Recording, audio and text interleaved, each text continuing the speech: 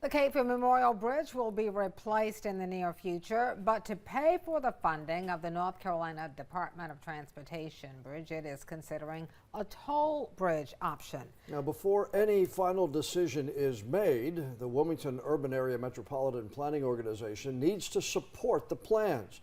WECT's Anaya Cromartie heard today's vote by members of the WMPO. Now, Anaya, how did that vote turn out? Well, John, 8 of the 12 members at today's meeting agreed to support the option and 4 people opposed. This means that the organization reaffirms the request to DOT to study all options, including a toll. Some of the funding for the building will come from the federal government and the state. While that covers roughly $327 million, they need over $1 billion to get it done. The federal grant is also in limbo as the Trump administration is reviewing potential cuts.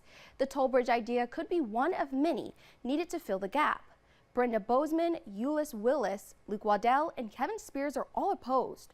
Waddell has previously voted no at a meeting similar to this one tonight and says they should look at a more acceptable option.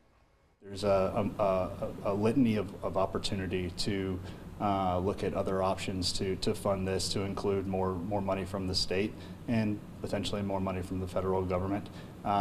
Maybe some form of a sales tax with a sunset.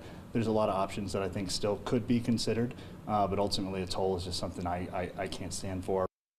The MPO is required to work with DOT. Last year, they added a stipulation that they could look at other funding resources like a toll. DOT just asked the organization to reaffirm their position. Board members tell me that MPO can pull out of the option at any time, so this deal is far from done.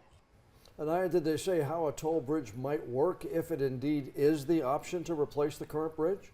Well, John, I asked and I was told that it isn't being discussed with MPO right now. The organizations are still looking at all possible funding before they provide any kind of details. All right, we'll follow the process as it works out. Anaya, thanks.